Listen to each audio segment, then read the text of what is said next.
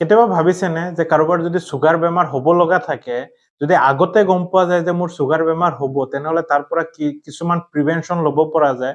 তো আজিৰ ভিডিঅ'ত মই এটা ইম্পৰ্টেণ্ট ভিডিঅ' বনাম আজি। বহুত ইণ্টাৰেষ্টিং টপিক হয় আৰু বহুতেই ইম্পৰ্টেণ্ট হয় সকলোৰ কাৰণে যে চুগাৰ যদি হ'ব লগা থাকে আগতে কেনেকে গম পাই যাব, কি লক্ষণ দেখা দিব পাৰে চুগাৰ হোৱাৰ আগতে। আৰু আমি জানো যে শৰীৰত আমাৰ হিউমেন বডিত fastest acting source of energy আমি কাৰ্বোহাইড্ৰেটকে ধৰা যায়। ডায়াবেটিস থকা মানুহৰ শৰীৰত চুগাৰ বেছি থকা সত্ত্বেও সিহঁতৰ কিয় ভাগৰ লাগে, কাৰণ তাততো বহুত সোৰ্স অফ এনাৰ্জি আছে, হ'লেও কিয় ভাগৰ লাগে, তো তাৰে ওপৰত কথা পাতিম। তো ভিডিঅ'টো বহুতেই ইম্পৰ্টেণ্ট হয় আৰু যদি গোটেই ভিডিঅ'টো শেষলৈকে চাই তেনেহ'লে গম পাব যে ডায়াবেটিস যদি হ'ব লগা থাকে তাৰ আগৰ লক্ষণবিলাক কি হয় আৰু ইনসুলিন ৰেজিষ্টেন্স কি হয় তাৰে ওপৰত আজি ভিডিঅ' বনাম। তো ভিডিঅ'টো শেষলৈকে চাব, সকলোৰ লগত শ্বেয়াৰ কৰোঁ, বহুতেই ইম্পৰ্টেণ্ট টপিক হয়। অকণমান সায়েন্সৰ বিষয়ে কম, যোনটো নেকি অকণমান হেভি হৈ যাব, কিন্তু হ'লেও চিম্পলি বুজাই মানে একদম কমন ভাষাত কম, কমন ভাষাত এক্সপ্ৰেছ কৰিবলৈ চেষ্টা কৰিম। তো ভিডিঅ'টো শেষলৈকে চাব। এই গোটেই ইনসুলিন ৰেজিষ্টেন্স আৰু এই গোটেই টপিকটো যদি বুজাব যোৱা যায়, বহুত হেভি টাৰ্ম আছে, মেডিকেল বুকছত বহুত কিবা লিখা আছে। তো সেই গোটেইখিনি ক'লে নৰ্মেলত সকলোৱে বুজিও নাপাব। তো কিছুমান চিম্পল নিজে শব্দ ইউজ কৰি মই বুজাবলৈ চেষ্টা কৰিম। পিছপিনে কিছুমান বস্তু লিখি থৈ দিছোঁ, সেইখিনিও এক্সপ্লেইন কৰিম। তো চবতকে আগত আমি জানিব লাগিব প্ৰচেছটো কি হয়। যেতিয়া আমি খাদ্য খাওঁ, খাদ্য খোৱাৰ পিছত পাকস্থলীত যায়। পাকস্থলীত গৈ পিনে বাকী স্মল ইন্টেষ্টাইন, লাৰ্জ ইন্টেষ্টাইনত গৈ পিনে গোটেই বস্তুখিনি মানে চুগাৰ, খাদ্য সামগ্ৰীৰ যিমান প্ৰটিন, ফেটছ, মিনাৰেলছ, ভিটামিন এইখিনি এবজৰ্ব হয়। আৰু শৰীৰৰ ভিতৰত কিছুমান অংগ থাকে, যেনেকুৱা লিভাৰ থাকে, পেনক্ৰিয়াছ থাকে, স্প্লিন থাকে। তাৰে ভিতৰত বহুত ইম্পৰ্টেণ্ট এটা অৰ্গেন হ'ল, সেইটো হ'ল পেনক্ৰিয়াছ। পেনক্ৰিয়াছে কি কৰে? ইনচুলিন ৰিলিজ কৰে আৰু আমাৰ শৰীৰৰ পৰা যিমানখিনি খাদ্য খাওঁ তাৰ পৰা গ্লুক'জখিনি, বাকীখিনিও আছে, প্ৰটিন, ফেটছ এইবিলাক আছে।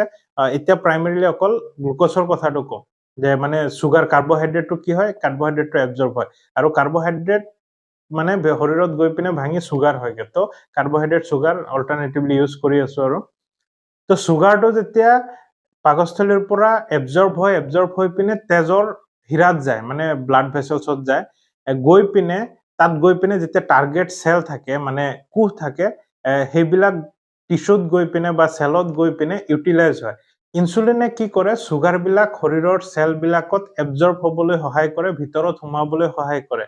কিন্তু 80% যিমানখিনি চুগাৰ এবজৰ্ব হয় শৰীৰত, যেনেকুৱা ব্ৰেইনত হয়, হাৰ্টত হয়, সেইবিলাক ইনচুলিন ইণ্ডিপেণ্ডেণ্ট।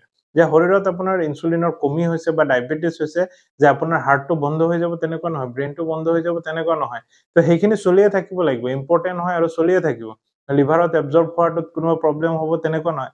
তো মেইনলি ক'ত বেছিকে মানে ইনচুলিনে চুগাৰ ভিতৰত সোমোৱাত সহায় কৰে, সেইবিলাক হ'ল মাচল, যোনখিনি মাংসপেশী আছে, এডিপোজ টিস্যু আছে, এনেকুৱা কিছুমান ইম্পৰ্টেণ্ট টিস্যুজ আছে য'ত নেকি ইনচুলিনে হেল্প কৰে চুগাৰ ট্ৰান্সপৰ্ট কৰাত আৰু। তো সেইটো কাৰণে আমাৰ কি হয়, যেতিয়া ইনচুলিনৰ প্ৰব্লেম হয় কিবা ৰিলেটেড, তো ইনচুলিনৰ প্ৰব্লেম হোৱা বা ইনচুলিন ৰেজিষ্টেন্স হোৱাৰ লগে লগে চুগাৰটো মাচল টিস্যুত সোমাব নোৱাৰে। তো মাচল টিস্যুৱে আমাক এনাৰ্জি ফিল কৰায়, মানে যে আমি থিয় হ'ব পাৰি আছো, তেনেহ'লে পুৰা এনাৰ্জি আছে, যে ভিতৰত গ্লুক'জ সোমাইছে, বহুত এনাৰ্জি ইউটিলাইজ কৰিব পৰা গৈ আছে, তেনেহ'লে মানে আমি এনাৰ্জেটিক ফিল কৰি আছো। কিন্তু চুগাৰ শৰীৰত বেছি থকাৰ সত্ত্বেও কি হয়, যোনখিনি টাৰ্গেট টিস্যু থাকে, যে মাচল টিস্যু, স্মুথ মাচল আৰু স্কেলেটেল মাচল থাকে, যে আমাৰ হাড়ৰ বাইচেপ, ভৰি, বডিত, এবডমেন যিমানখিনি স্কেলেটেল মাচল থাকে, সেইখিনিত গ্লুক'জটো সোমাব নোৱাৰে। আৰু গ্লুক'জটো সোমাব নোৱাৰাৰ কাৰণে আমি ভাগৰ ফিল কৰোঁ। আৰু ইনচুলিন ৰেজিষ্টেন্সটো কি হয়, তে অকণমান ছবি আঁকিও বুজাই দি আছো। যেতিয়া আমি খাদ্য খাওঁ, পাকস্থলীত গৈ পিনে স্মল ইন্টেষ্টাইনত যায়, তাৰে ওচৰত এটা অৰ্গেন থাকে পেনক্ৰিয়াছ। পেনক্ৰিয়াছে কি কৰে? ইনচুলিন ৰিলিজ কৰে। ইনচুলিনটো কি হয়? ইয়াৰ পৰা ডাইৰেক্টলি ব্লাডত, ইয়াৰ পৰা এবজৰ্ব হৈ পিনে ডাইৰেক্ট ব্লাডত যায়গে ইনচুলিনটো। তেনেকৈ যেতিয়া আমি খাদ্য সামগ্ৰী খাওঁ, এইখিনি আহি স্মল ইন্টেষ্টাইনৰ পৰা কাৰ্বহাইড্ৰেট, চুগাৰ এইখিনি এবজৰ্ব হৈ পিনে কি হয়? আল্টিমেটলি ব্লাডত যায়গে। তো আল্টিমেটলি গৈ পিনে ব্লাডত কি বস্তু থাকিলে? একটা হ'ল ইনচুলিন থাকিলে, এইটো ইনচুলিনটো এনেকে দেখালো আমি, লগত থাকিলে গ্লুক'জ। এই গ্লুক'জ আৰু ইনচুলিনটো কি হয়? টাৰ্গেট টিস্যু, যে বহুত ব্ৰেইনত যাব লগা আছে, ইনচুলিনৰ কোনো খেল নাই, ডাইৰেক্ট গ্লুক'জ গৈ পিনে ব্ৰেইনত সোমাই যাব। তো ব্ৰেইনৰ ফাংচনিং চলি থাকিব, হাৰ্টত গৈ পিনে চলি থাকিব। কিন্তু কি হয়?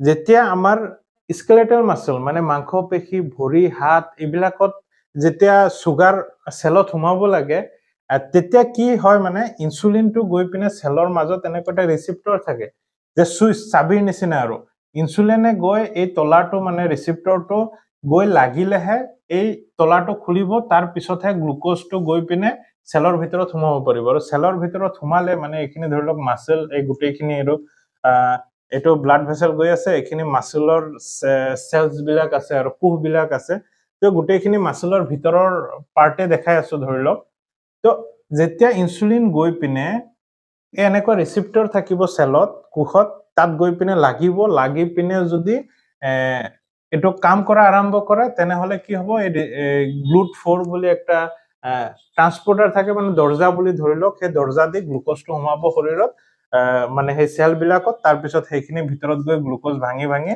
এনাৰ্জি সৃষ্টি কৰিব আৰু এনাৰ্জি দি আপুনি কাম কৰিব পাৰে তো হেতু কি হয় ইনসুলিন ৰেজিস্ট্যান্স কি হয় যে ইয়াৰ যোনখিনি মৰ্ফোলজি থাকে ধৰি লওক এনেকুৱা আছে পজিশনটো সেম বস্তু কেতিয়াবা এনেকা হৈ যাব পাৰে অলপ বেকা বেকি হৈ যাব পাৰে ৰিসেপ্টৰৰ মুখটো আলটিমেটলি মানে একদম মাইক্ৰো লেভেলৰ কথা কৈছো আৰু তাৰ পিছত কিবা প্ৰকাৰে ইনসুলিনস খিনি কাম কৰা নাই মানে ৰিসেপ্টৰত গৈ পাৰফেক্টলি লগা নাই আৰু পাৰফেক্টলি নালাগি পিনে ইনসুলিন থকা সত্ত্বেও ইনসুলিন ৰিসেপ্টৰত কাম কৰা নাই তাকে ইনসুলিন ৰেজিস্ট্যান্স বুলি কয় আৰু যেতিয়া নালাগিব তেতিয়া শৰীৰত মানে মাসল সেল বিলাকত গ্লুকোজ নোহোৱা পাব আমি আৰু কমজোৰ ফিল কৰো তো এই ইনসুলিন ৰেজিস্ট্যান্সে হল যে আমাৰ প্ৰথম লক্ষণ যে আমাৰ সুগাৰ হবলৈ গৈ আছে তে প্ৰথম লক্ষণ হ'ব যে আমি ভাত খাইছো হলেও একদম গাটো কমজোৰ লাগে এনেকুৱা গাটো কপি থকাৰ নিচিনা একদম ভাগৰি আছো ঘামি গৈ আছো তেনেকুৱা কিছুমান লক্ষণ দেখা দিব পাৰে বা আমি ভাত খালেও আমি শক্তি নোপোৱা হৈছো তেনেকুৱা হ'ব পাৰে যে শৰীৰত গ্লুকোজ আছে হলেও মানে একদম 200 ক্ৰস কৰিলে ব্লাড সুগাৰ লেভেল তেনে আমি ডায়াবেটিস কলো কিন্তু 200 ৰ তলত আছে নৰমালে আছে ভাত খালো যে একদম 150 140 তেনেকুৱাত আছে হলেও আমি শক্তি পোৱা নাই একদম ভাগৰ লাগি থাকে তো হেবিলাকো কিছুমান লক্ষণ থাকে যে আমাৰ সুগাৰ হোৱাৰ লক্ষণ দেখা দি আছে আৰু হেতু কিহৰ কাৰণে হ'ব পাৰে যে আমাৰ এবডমিনাল ফেট বা শৰীৰত ফেটস টিস্যু বহুত বেছি হৈ গৈ আছে ট্ৰাইগ্লিসাৰাইড বেছি হৈ গৈ আছে কোলেষ্ট্ৰল বেছি হৈ গৈ আছে তো হেবিলাক কিছুমান লক্ষণ দেখা দিব পাৰে তো বহুতে ইম্পৰ্টেন্ট হয় এটো আমি জানিব লাগিব তো আলটিমেটলি কথাটো হল যে শৰীৰত এতিয়া সুগাৰ বেছি আছে মানে ব্লাডত কিমান থাকিব লাগে যে 140 লৈকে থাকিব পাৰে পাৰ ডেসিলিটাৰ 140 mg পাৰ ডিএল লৈকে থাকিব পাৰে সুগাৰ তো আপ টু 200 লৈকে গলে আমি 200 ক্ৰস কৰিলে ডায়াবেটিস বুলি কও তো ডায়াবেটিস হৈ গল 210 আছে শৰীৰত কিন্তু হলেও এখিনি কি হ'ব যত গৈ কাম কৰিব লাগে সুগাৰটো গৈ পিনে এনাৰ্জি দিব লাগে আমাক তাত সোমাব পৰা নাই কাৰণ ইনসুলিন পাৰফেক্টলি কাম কৰি থকা নাই